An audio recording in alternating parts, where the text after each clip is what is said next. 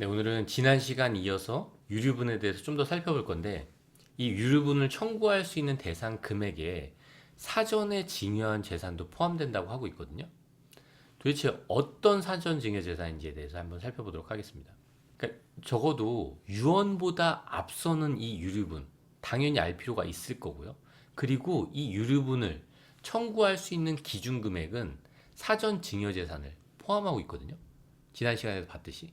그럼 이 사전 증여 재산, 도대체 내가 남아있는 재산이랑 예전에 증여한 재산이 다 합산돼서 유류분 청구 대상 기준 금액이 된다는데, 그렇다면 이 사전 증여 재산에 어떤 금액들을 넣을 수 있는지 알아둘 필요가 있겠죠. 우선 지난번에 살펴봤지만 간단히 보면 이 상속 재산에, 비상속인의 상속 재산에 사전 증여 재산을 합친 이 기준 금액을 기준으로 법정 지분 비율, 내가 상속받을 수 있는 법정 비율을 구하는 거예요. 그 금액에서 내가 만약에 직계 비속이라면 2분의 1, 배우자라면 2분의 1, 직계 존속이라면 3분의 1, 형제 자매라면 3분의 1만큼 청구 가능하다는 의미거든요. 근데 이게 우리가 일반적으로 살펴봤던 상속세의 사전 증여랑도 또 다른 개념이에요. 그러니까 그 부분이 도대체 어떤 게 사전 증여 재산인지에 대해서 한번 살펴보도록 하겠습니다. 네, 이 유류분 청구 가능 금액에 대해서 자세히 살펴보면 우선 피상속인의 상속 재산에 가산하는 사전 증여 재산을 크게 둘로 나눠볼 수 있을 것 같아요.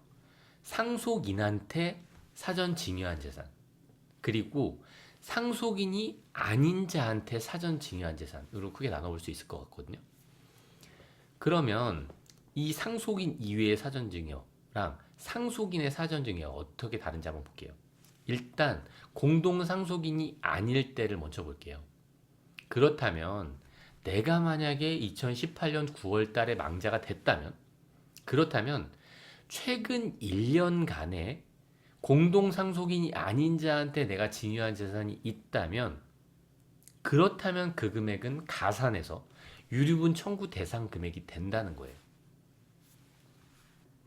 조금 더 구체적으로 예를 들어보면 이런 관계도 하에서 본인, 배우자, 첫째, 둘째가 있는 이런 가족 관계 하에서 본인이 사실혼 관계에 있는 다른 여자한테 재산을 준 거죠. 그때 꼭 이게 유언으로서 줬다면 당연히 유류분 청구 대상에 될 거라고 생각하는데, 사전에 줬으면 어떨 거냐 이거예요. 돌아가시기 전에 미리 사실혼 관계 있는 여자한테 다 증여를 한 거예요. 근데 그 증여가 만약에 돌아가시기 1년 이내에 증여했다. 6개월 전에 증여를 했다. 그 여자한테. 그렇다면 아무리 이 사실혼 관계한테 미리 증여를 했다고 하더라도 100억을 증여했다면 100억의 50%겠죠. 왜냐하면 직계 비속과 배우자 그룹이니까 이 세 명이 100억의 50%는 갖고 올 수 있다는 거예요. 물론 각자의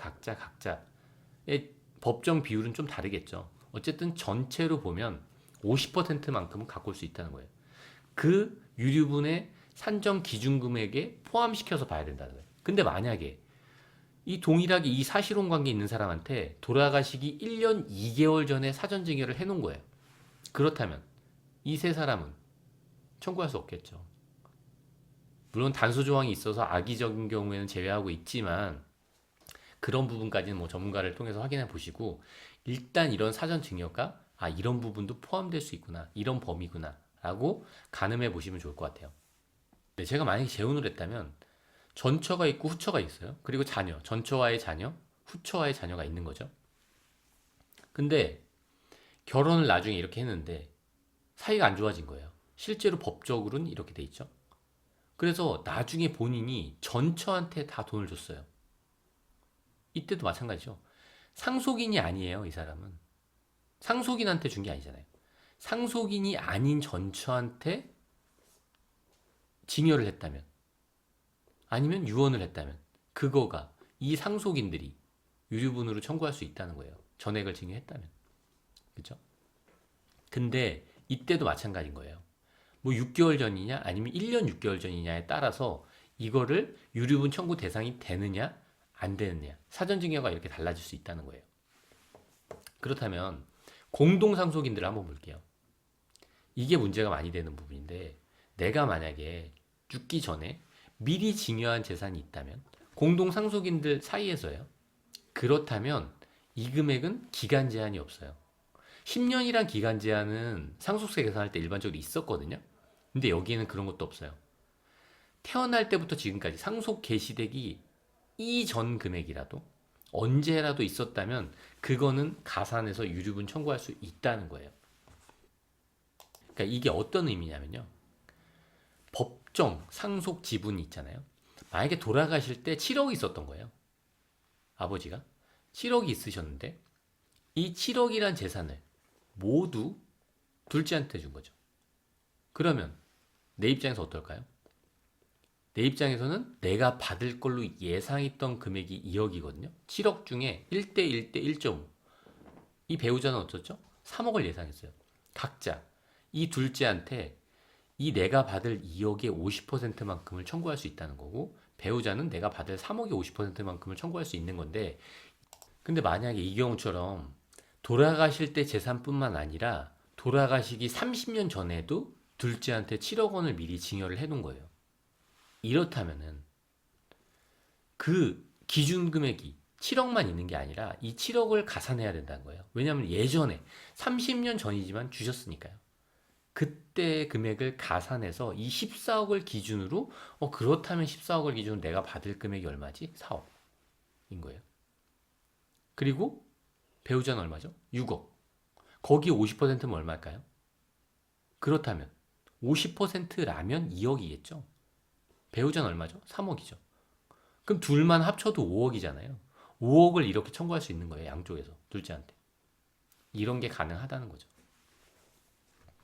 그리고 여기서 주의할 점이 이 사전증여 재산 있잖아요. 이거는 상속 당시의 시가로요. 만약에 땅이 7억짜리였는데 지금 보니까 70억짜리야. 그럼 70억을 기준으로 법정 지분을 구한 다음에 거기에 50%만큼 청구할 수 있는 거예요. 엄청나게 큰 효과겠죠. 이것도 마찬가지예요. 이건 조금 더 복잡한 상황이긴 한데 내 직계 비속 중에 둘째가 사망한 거예요. 그래서 이게 대습 상속이 일어났다면 이들한테 상속이 안 일어나게 사전에 이렇게 다 증여를 한 거예요. 사전에. 그럼 얘가 공동상속이잖아요. 그러면 언제 증여했더라도 10년 그 이전에 증여했다고 하더라도 그 전체 재산을 합산한 금액을 기준으로 이 며느리, 자녀들은 청구할 수 있다는 거예요. 아무리 사전 증여가 일어났다고 하더라도.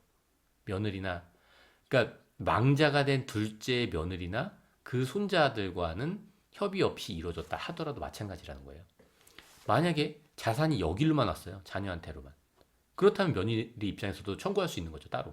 그죠? 유류분 청구로 가능하겠죠. 그러니까 지금 저는 아이디어를 그냥 드리려고 하는 거고 이 구체적인 판단은 하고 실행하는 거는 전문가랑 상의해 보시면 될 것 같고, 사전 증여할 때 이런 부분을 충분히 고려할 필요가 있다는 거예요. 그래야지 나중에 분쟁이 적어질 거예요. 만약에 요 사례에서요. 지금 둘째한테 7억 원이 다 간 거예요. 그리고 이렇게 됐죠. 근데 이 재산 나중에 있던 7억은 다 배우자한테 간 거예요. 그럼 어떻게 됐죠? 내가 딱 죽으면서 내가 왕자가 되면서 배우자한테, 예전에 사전증여로는 둘째한테만 주고 돌아가시면서는 배우자한테 자산을 다 이전한 거예요. 그렇다면 그럼 어떻게 되죠? 7억은 예전에 둘째가 다 받았죠? 그쵸? 요 상속재산 7억, 요거는 배우자가 다 받죠? 돌아가시면서 7억은? 그러면 둘째는 사전증여 했으니까 본인은 유류분 청구할 수 없어요. 근데 첫째 입장에서 어떻죠? 나는 두 개 합친 금액의 4억을 유류분 청구할 수 있잖아요. 근데 이 금액을 둘째한테 청구하는 게 아니에요. 사전증여받은. 다 이 배우자한테. 배우자가 지금 7억을 받았다면 만약에, 그럼 7억 중에 4억을 내가 청구해서 받는 거예요. 그게 아까 보셨던 요 의미입니다. 요 의미. 그리고 이렇게 유류분 청구하면서 싸우다 보면 어떻게 되죠? 공동상속인들끼리는 아주 과거에 있는 금액까지도 그걸 다 찾아내면 그걸 포함해서 유류분 청구할 수 있으니까 서로 상대방이 증여받은 내역을 찾겠죠. 서로 찾다 보니까 증여세를 신고하지 않은 부분까지 찾아내서 그거에 대한 가산세를 생각하지 못한 경우가 많아요. 그럼 실제로 남는 돈이 없을 수도 있겠죠. 증여세 내고 나면. 실제로 유류분 청구해가지고 요만큼 받고 나서. 그리고 마지막으로 상속재산 과세대상이 되는 사전증여재산, 요거는 합산대상 기간이 달랐죠. 우리가 상속증여할 때는 일반적으로 최근 10년 안에 범위까지만 되는데 이거는 기간 제한이 없다는 거죠. 네, 오늘은 여기까지 하도록 하겠습니다.